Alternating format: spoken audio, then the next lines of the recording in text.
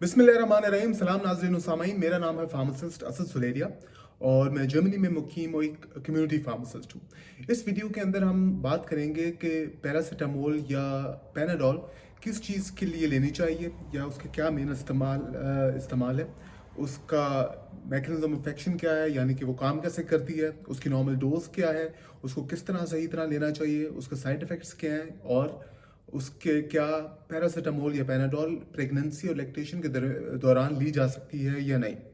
सबसे पहले हम बात करेंगे कि ये पैरासीटामोल है क्या। पैरासीटामोल या पैनाडोल या टाइलोनॉल ये मुख्तलिफ ब्रांड नेम्स हैं एक केमिकल के कि जिसका नाम है एसिटामिनोफेन।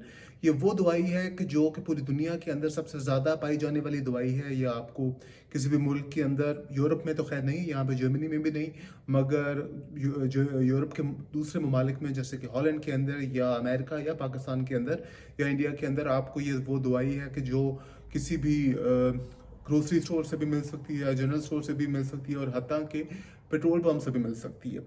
इस दवाई को जानना बहुत ज़रूरी है कि ये काम कैसे करती है, इसकी मैक्सिमम डोज क्या है, क्योंकि ये सबसे ज़्यादा आसानी से मिल जाने वाली मेडिसिन है और हर घर में तकरीबन पाई जाती है। पैरासीटामोल जो है उसके बेसिकली दो मेन फ़वाइद हैं, ये दो मेन उसके जो है इस्तेमाल है। एक तो जो है वो एनाल्जेसिक है। एनाल्जेसिक का मतलब ये है कि वो दवा जो कि दर्द को कम करे, पेन किलर है। दूसरा फ़ायदा जो पैरासीटामोल या पैनाडोल का है वो ये है कि ये बुखार को कम करती है, जिसको फार्मेसी की ज़ुबान में एंटीपायरेटिक कहा जाता है। हाई टेम्परेचर को या फीवर को कम करती है। एक बात जानना बहुत ज़रूरी है कि इबुप्रोफेन या नेप्रोक्सन या डिक्लोफेनेक के बरअक्स या उनके कंपैरिजन पैरासीटामोल जो है वो इन्फ्लेमेशन यानी कि सूजन के खिलाफ काम नहीं करती।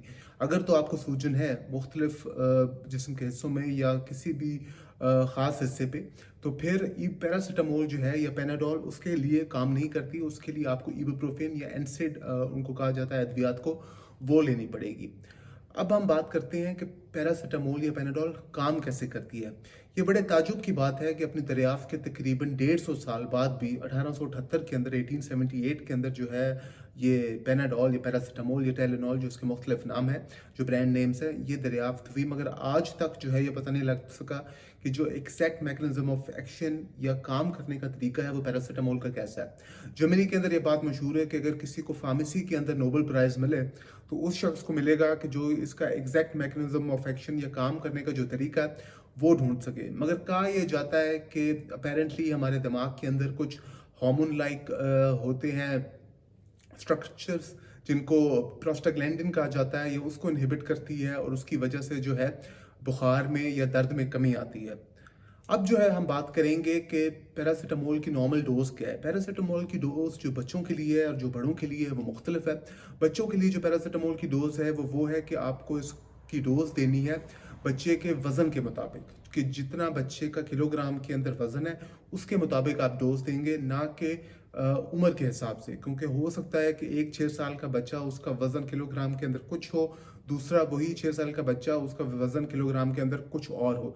इसलिए बच्चों के अंदर जो इसकी डोजेज है या डोजिंग है आपने जो देनी है वो उसके मुताबिक है, जो कि वेट के मुताबिक। और जो इंटरवल है एक डोज से दूसरी डोज के अंदर वो तकरीबन 6 से 8 घंटे का है, मिनिमम 6, और बेहतर ये है कि आप 8 घंटे में रखें।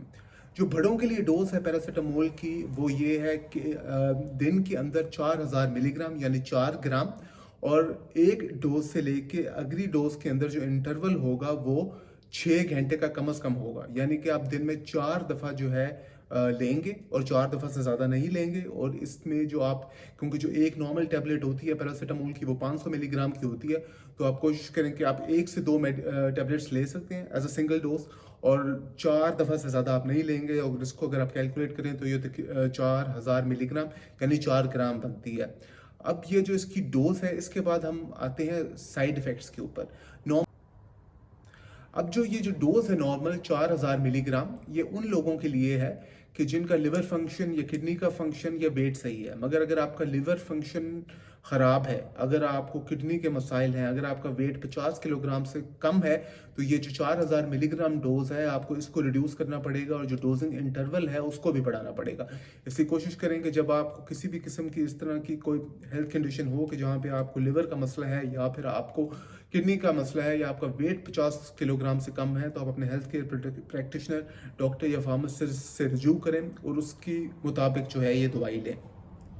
और जो पैरासीटामोल का इस्तेमाल है डोज के दौरान, ये भी देखना ज़रूरी है कि जो इसका जो इस्तेमाल है वो आप 3 दिनों के लिए करें, 3 दिनों से ज़्यादा ना लें, और कोशिश करें कि महीने में 3 दफ़ा से ज़्यादा पैरासीटामोल ना लें। तो जो इसका एक फार्मूला है वो नॉर्मली ये होता है कि 3 × 3, कि आप महीने में 3 दफ़ा, और जब आप लें तो मैक्सिमम 3 दिन से ज़्यादा ना लें, क्योंकि अगर आप पैरासीटामोल एक लंबे अरसे तक के लिए लेते हैं तो उसकी वजह से भी जो है, उसको कहा जाता है मेडिकेशन ओवर यूज हेडेक।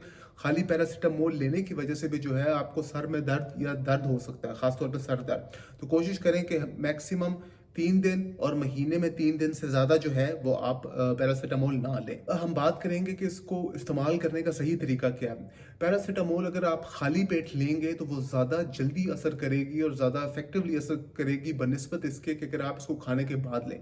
अगर आप इसको खाने के बाद लेंगे तो जो एब्जॉर्प्शन होगी, एब्जॉर्प्शन का मतलब कि कितनी ज़्यादा ड्रग आपकी ब्लड के अंदर जाती है, वो खाने की वजह से उसके अंदर कमी आ जाती है। उस फिर एक दूसरा तरीका जिसके थ्रू आप जो पैरासीटामोल है उसकी एफिकेसी या उसका असर बढ़ा सकते हैं, वो ये है कि अगर आप पैरासीटामोल को कॉफ़ी के साथ या फिर एक गिलास किसी सॉफ्ट ड्रिंक के साथ जिसके अंदर कैफीन हो उसके अंदर लें। अगर आप ये लेंगे तो उसकी वजह से जो उसका इफेक्ट है पैरासीटामोल का वो बढ़ जाता है, वो ज़्यादा मौसर तरीके से काम करती है और जल्दी काम करती है पैरासीटामोल।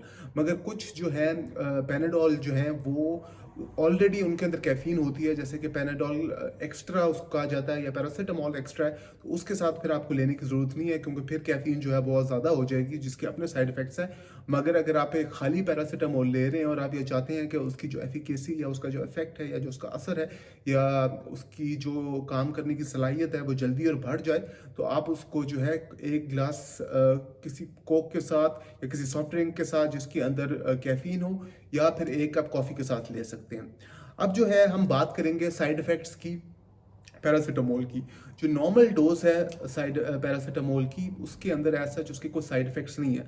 मगर अगर आप एक लंबे देर के लिए पैरासीटामोल लेते हैं या ज़्यादा डोज के अंदर लेते हैं तो उसकी वजह से लिवर फेलियर भी हो सकता है। और बहुत से ममालिक के अंदर पैरासीटामोल इस्तेमाल की जाती है सुसाइड के लिए भी। लोग इसको मिसयूज़ करते हैं, लोग इसको मिसयूज़ करते हैं सुसाइड करने के लिए, और इसकी वजह से ये है कि आपका जो है लिवर डैमेज होता है और आपको जो मौत है वो फ़ौरन नहीं आती, और बड़े लंबे अरसे बाद या कई दिनों के बाद जाके मौत वाक़ई होती है। तो इसलिए अगर आप मरना चाहते हैं और कुत्ते की मौत मरना चाहते हैं तो फिर आप पैरासीटामोल ले लें। मगर अगर आप वैसे खुदकुशी करना चाहते हैं तो और भी बहुत से तरीके हैं, पैरासीटामोल ना लें, क्योंकि वो फिर आप जो है बहुत ही बुरी और गंदी मौत मरेंगे जिसके अंदर आपको फ़ौरन एक तो मौत आएगी भी नहीं, और मौत जब आएगी तो वो आपको लिवर फेलियर की वजह से आएगी, जिसकी वजह से आपको वो बहुत ही दर्दनाक मौत होगी।